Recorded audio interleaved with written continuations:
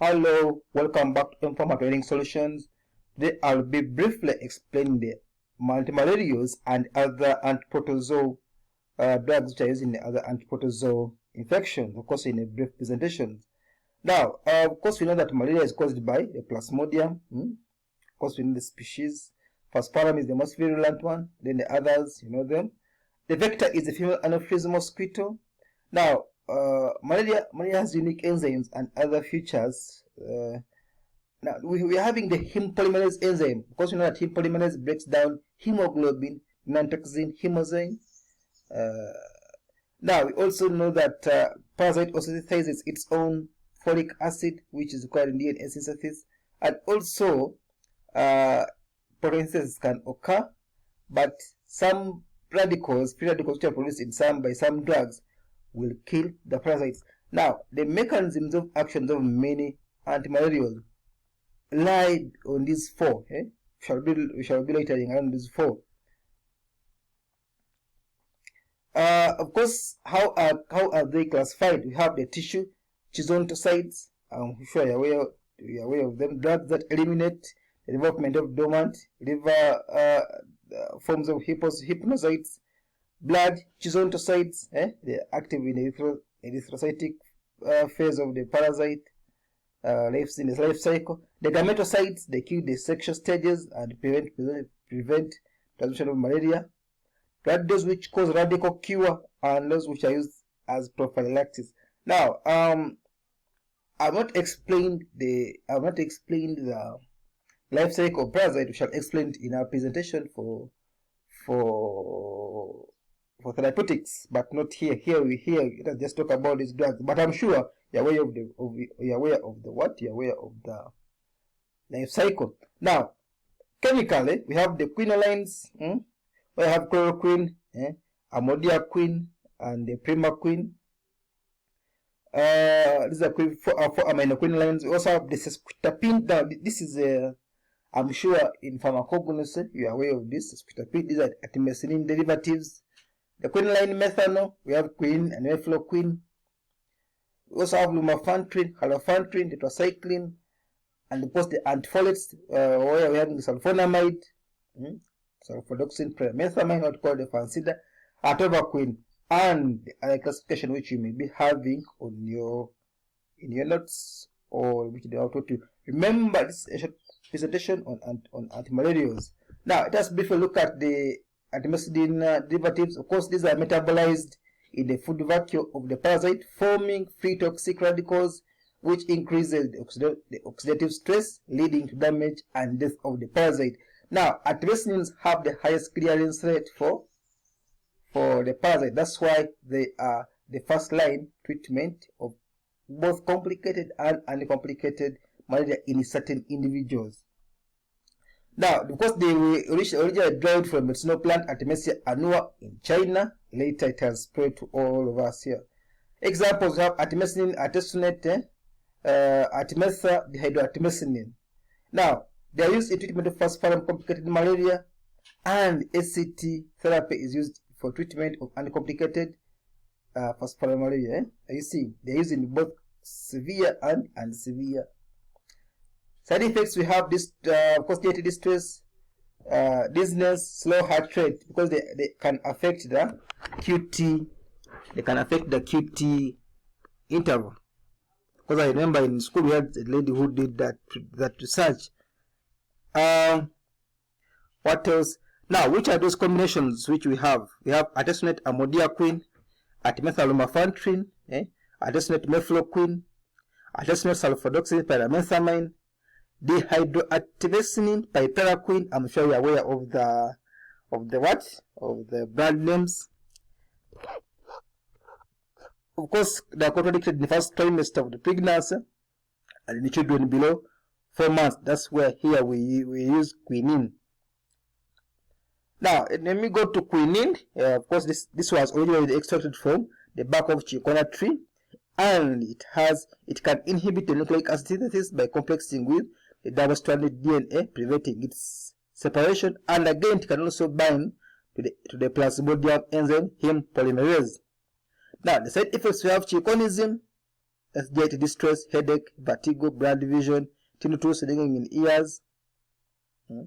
All these are chinchonism. We also have hypoglycemia. That's why quinine IV usually given in 5% dextrose. So I'm sure you're aware of that. And quinine can also stimulate uterine contractions, so it should be avoided in late pregnancy. Quinine is less effective and is used in arrhythmias. Of course, you know that quinine is also from cinchona tree.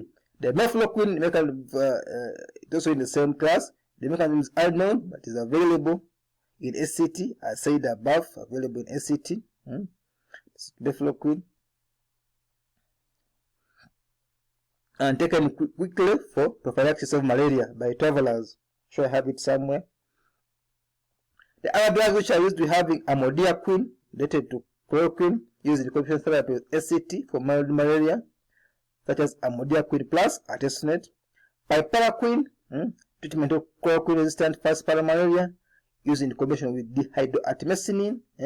Because we are aware of alaxin or duocortexin, it is contains piperaquine plus dihydroartemisinin.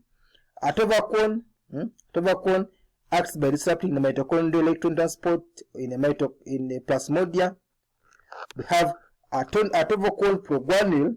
It is Malalon. It is used for uncomplicated malaria and effective in erythrolytic schizonts. Other drugs such as primaquine, mechanism is unknown, eradicates liver stages, stands used in PVVAX and POVAL, preventive relapse, and also for prophylaxis of false paramalaria. And folates are also used, of course we are aware of these ones. The sequential blockade of sulfadoxide inhibiting the deployed thin cells, and pyrimethamine, of course, proguanil and cycloguanil, which are selective inhibitors of protozoan dihydrofolate reductase. The SP or the fancida is used in intermittent preventive therapy in pregnant women, and some patients prefer fancida for management of malaria. I'm sure you're aware of all these. We have halofantrin and lumefantrine, of course, some structure effective. So, of course, we know where these ones are used at methyllumefantrine. The mechanism is unknown, but they are effective. Now, the others which are used, of course, we know antibiotics like doxycycline. It is used in chemoprophylaxis. It is once taken daily. There could be other antimalarials, but these are just, it's a small presentation. Now, what are the other protozoan, other antiprotozoa or the other protozoan infection? We are having amoebic dysentery or amoebiasis, which is caused by Entomoeba historica. Because which drugs are used? We use the tissue amebicide. We have chloroquine, metronidazole, tindazole, and seclinidazole active in the bowel as well as in the liver. We also have luminoamebicides. We have diloxanide, fumarate, iodoquino, paramomycin, which is an aminoglycoside. It acts in the lumen of the bowel. This one they act both tissue and the lumen, but this one only acts in the lumen. Now we also have giardiasis. This is also a protozoan disease infection. It's caused by Giardia lamblia. We can use nitromidazoles. Metronidazole is the first choice, others actinidazole, and also nitazoxanide can be used. Now let's look at the others. We have toxoplasmosis. This is what we call caused by Toxoplasma gondii, and it's an opportunistic infection in the HIV patients.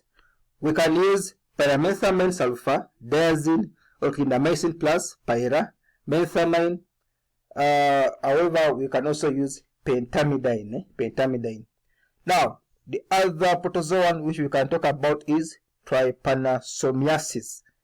Because it's caused by fly, and the parasite is Trypanosoma brucei or gambiensis. This is of course in West Africa. We can use pentamidine, enfomethine, and nifostimox. Leishmaniasis caused by Leishmania bovoni, sodium stigluconate, pentamidine you can also use. Now, what is the mechanism of action of pentamidine? Because that one is for you to find out, and you can contact us. But these are simple things. But ensure to remember these are all short presentations. You can contact us for more information. I always remain Wilson. These are the other presentations which we have. I always remain Wilson from Informal Training Solutions. Contact us for more information, or you can visit official books. I'm sure you have them on your phones. Subscribe to the channel in case you haven't subscribed. Click on that like key. Leave a comment at the end, and that's the WhatsApp number and email. Informal Training Solutions Limited. So thank you very much.